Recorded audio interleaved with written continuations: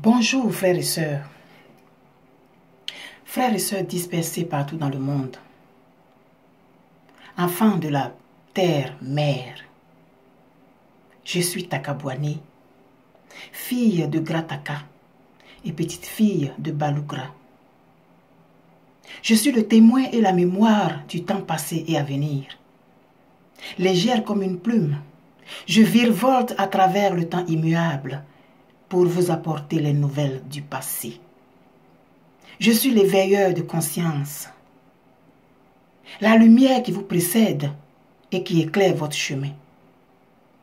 Je suis la vie, je suis l'amour, je suis le berceau de l'humanité. Mais je suis surtout le porte-parole du temps.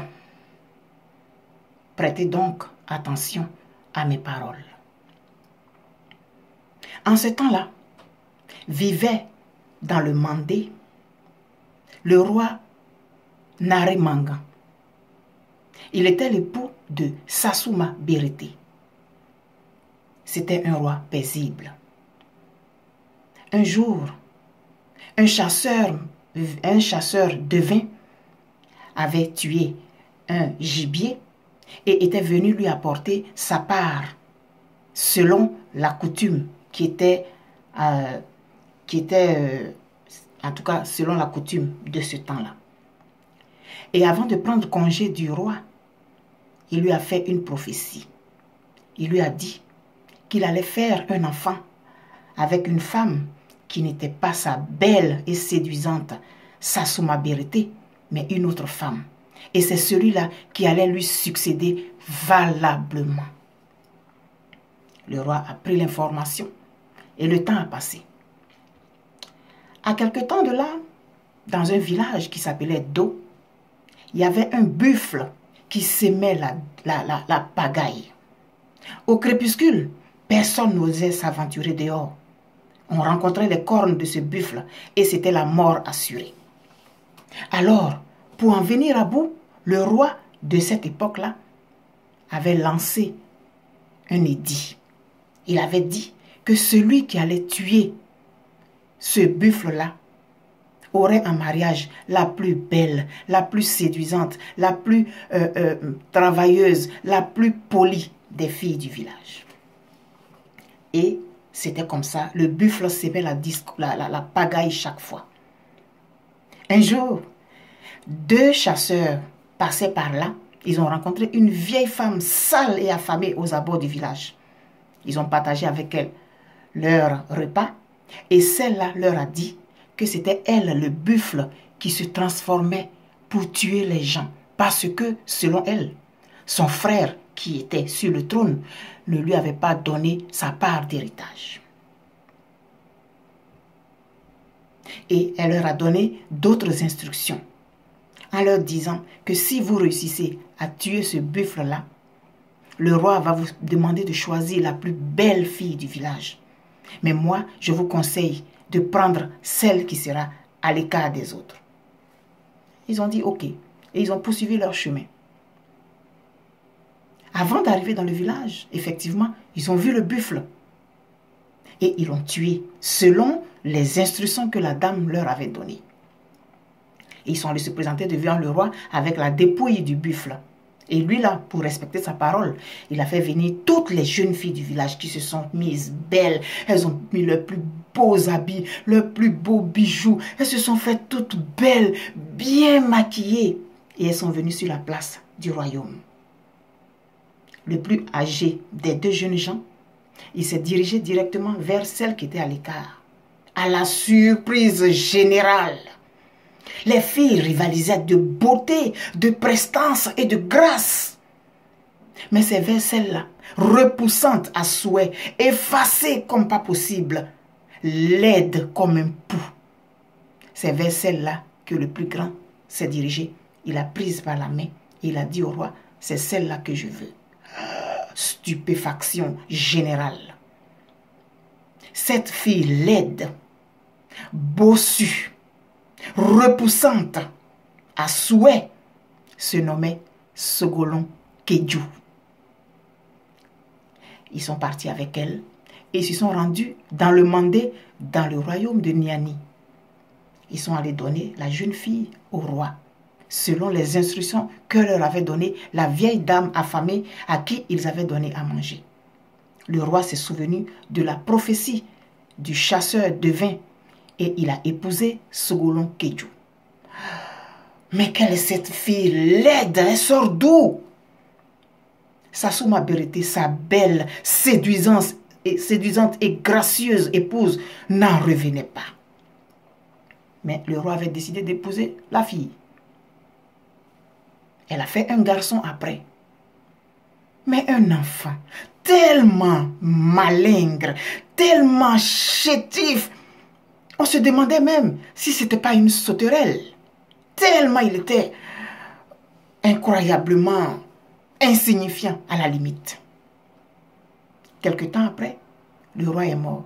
Mais avant de mourir, il a demandé de façon précise que cet enfant-là soit son héritier.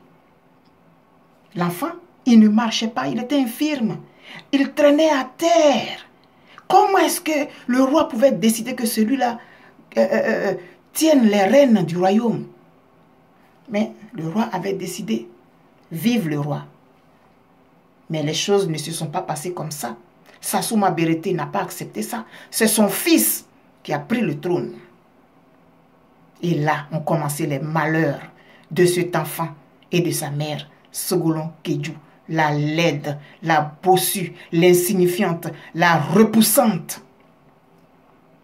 C'était les injures tous les jours, les allusions, enfant ver de terre, enfant chenille, enfant limace, femme guenon, tous les noms qu'on ne pouvait pas imaginer. Sassouma Berete les disait en direction de cet enfant et de sa pauvre mère. L'enfant ne marchait pas, donc il était toujours accroché au pagne de sa maman. Un jour, Sogolon Kedju, malgré les méchancetés sournoises, malgré les incroyables injures dont l'affligeait sa rivale, est allée lui demander un jour des feuilles de baobab, parce qu'elle en manquait pour faire son repas. Elle est entrée dans la cuisine, mais celle-ci est sortie et a commencé à crier devant les notables, devant les serviteurs, à tout le monde. Elle a crié, « Regardez-moi sa femme guenon, laide. Tu veux avoir des feuilles de baobab? Tu ne sais pas comment ça se passe, mais va voir ton enfant et demande-lui de t'en apporter, parce que c'est comme ça. Ce sont les enfants qui apportent des feuilles de baobab à leur mère. Alors, va t'adresser à ton ver de terre. On va voir s'il est capable de t'amener des feuilles de baobab. » C'était l'injure suprême. C'était l'injure de trop. Sassouma Berete venait de franchir la ligne rouge. De là où il était assis, l'enfant avait tout entendu. Il avait suivi tout. En pleurs, sa mère est rentrée dans sa case. Et l'enfant a pleuré avec sa mère. Des larmes amères, des larmes de frustration. Il ne comprenait pas sa condition physique. Pourquoi c'était comme ça? Pourquoi il était né comme ça? Pourquoi il subissait les foudres interminables de cette dame? Alors, blessé dans son âme, blessé dans ses entrailles, de voir que sa mère était ainsi bafouée. Trop, c'était trop. Il a demandé à son griot personnel qui lui avait été donné par son père, Bala Faseke, de lui apporter une canne. Il a essayé de s'appuyer sur la canne pour se lever. Celle-ci s'est brisée. Il avait trop de force en lui. Il avait trop de volonté en lui. La canne s'est brisée. Au bout de je ne sais pas combien de cannes, toutes brisées, sa mère lui a apporté une canne taillée dans un bois de soum-soum. Une sorte de bois d'ébène noir, dur. L'enfant s'est appuyé sur la canne. Il tremblait de tous ses membres. Il s'est appuyé. Il a mis toute son énergie, toute sa colère, toute sa frustration sur la canne. Il s'est levé, il s'est arc-bouté, il transpirait et il a poussé un soupir et avec un jet de riz. Il s'est redressé. La canne ne s'est pas brisée. Il était en colère. Il était frustré. Il était blessé. Trop, c'était trop. Il s'est tenu droit. Ça courait de partout. Les gens venaient de partout pour voir ce prodige, ce miracle qui venait de se passer sous leurs yeux. Ainsi, Soundiata Keïta, à 7 ans, venait de se lever. Lui, l'enfant, limace, l'enfant ver de terre, venait de se lever. Il a fait un pas, un deuxième, un troisième. Il y avait un silence lourd, un silence majestueux qui venait de se placer sur la concession royale. Soundiata Keïta est sorti de la maison, de la cour, suivi par une foule compacte qui voulait voir ce qu'il allait faire. Il n'a pas dit un seul mot. À aucun moment, il ne s'est adressé à celle qui venait d'insulter sa mère. Il est allé dans la cour. Il a vu un baobab. Pour ceux qui ne savent pas c'est quoi un baobab, allez chercher les images sur Google et vous verrez c'est quoi un baobab. Soundiata Keïta a déraciné le baobab. Il a apporté dans la cour et il a planté devant la case de sa mère en lui disant: Mère, sers-toi autant que tu veux. Ainsi naquit Soundiata Keïta, le roi du Manding, le créateur du royaume du Mali, actuellement en Guinée, le prince du Mandé, l'enfant buffle, l'homme lion, l'homme panthère, venait de se révéler ainsi à la face du monde et écrit son nom en lettres d'or dans l'histoire du Manding. Parce qu'il avait subi l'injure suprême. Il avait été blessé dans sa dignité. Il n'a fait aucun discours. Il n'a posé aucun acte. Mais il a démontré qu'on ne pouvait pas continuer à l'insulter impunément. Ça lui a donné la force de vaincre son infirmité. Ça lui a donné la force nécessaire qu'il a puisée dans ses entrailles pour se lever ce jour-là et montrer à la face du monde que c'en était trop, qu'il ne pouvait plus supporter les injures, soit-elle, fût-elle justifiée, parce qu'il était infirme, parce que sa mère était laide. C'est vrai, elle était laide. C'est vrai, c'était une guenon bossue. Mais c'en était trop. Il ne pouvait plus supporter ça. Je vais m'arrêter là. L'histoire de Soundiata Keïta. Keïta qui veut dire prends ton héritage. Il a pris à la suite son héritage, celui qui lui était dû, ce que son père avait dit avant de rendre l'âme. Homme noir, connais-tu ta destinée? Homme noir, connais-tu ta destinée? Es-tu prêt à l'arracher? Es-tu prêt à rejeter l'injure suprême?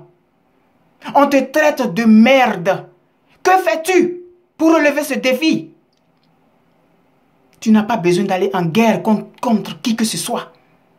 Prends la force qui est en toi. Élève-toi. Dans un effort surhumain, lève-toi et prends l'héritage qui t'est dû. Sassouma Berete savait. C'est pourquoi elle a décidé de blesser, d'écraser au sol cet enfant qui avait une destinée. Homme noir, celui qui est en face de toi, sait ta force. Il connaît ta valeur. C'est pourquoi il te rabaisse tout le temps. Alors, lève-toi comme Soundiata Keïta.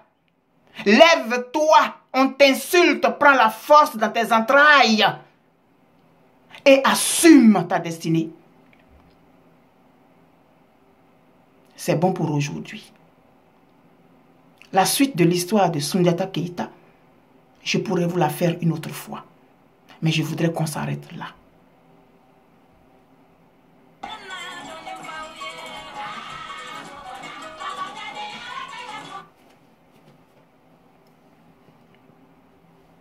C'est bon. Je vous aime.